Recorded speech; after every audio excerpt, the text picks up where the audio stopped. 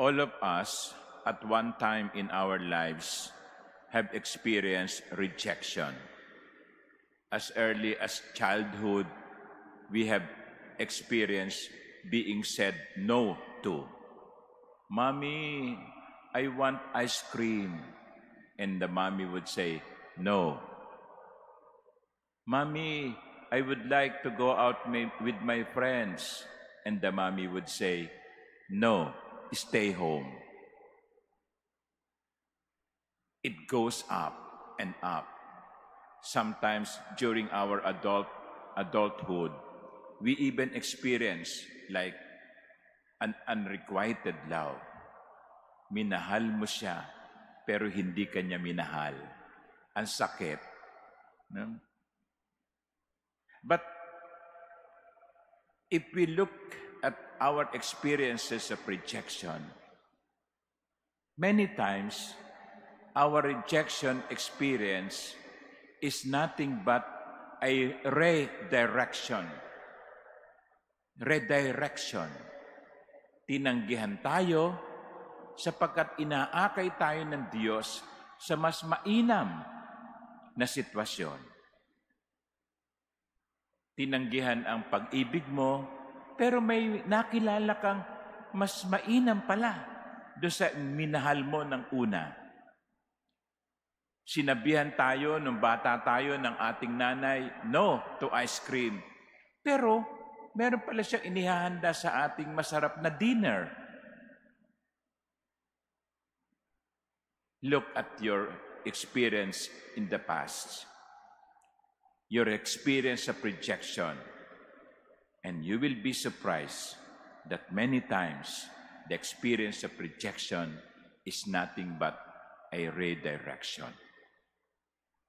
God is preparing us for something much, much better. I think that is one of the messages of the gospel, especially the passage from Psalm 18, quoted by the Lord. The stone that the builders rejected. The stone rejected. Ay, hindi pwede yan. No? Tapon mo na lang yan. The stone rejected by the builders has become the cornerstone. Alam po niyo yung cornerstone? Nung araw, wala namang semento, konkreto, bakal, wala naman yan, hindi ba? Kapag gagawa sila ng arko, no, halimbawa, pinto, arko, yan, katulad yan, mga arko, yung pinakagitna nun, yung gitnang bato, yun ang cornerstone. Sapagkat yun ang humahawak, no? Pag inalis niyo yung gitnang yon, yung buong arko babagsak. Yun ang pinakahuling inilalagay para suportahan ang arko. You see, a stone that was rejected has become a superstar.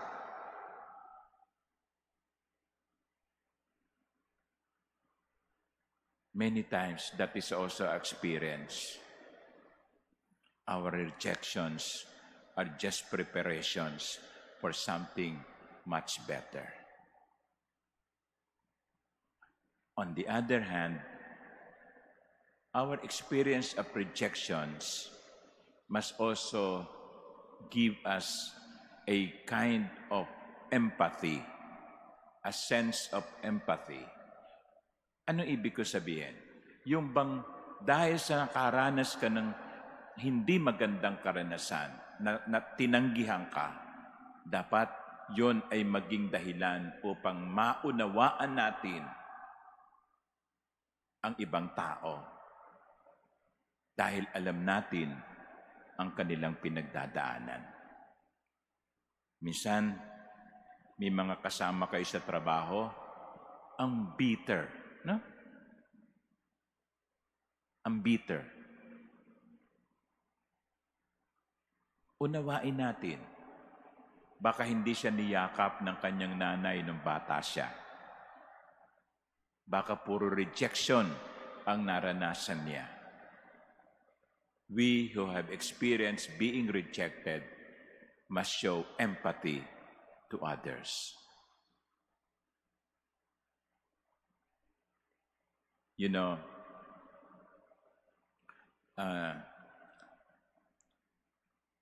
sometimes hindi natin maintindihan ang pamamaraan ng Diyos. Kaya nagiging nagtatampo tayo, no? Nagiging yung bang negative ang pananaw natin sa buhay, nawawalan tayo ng pag-asa.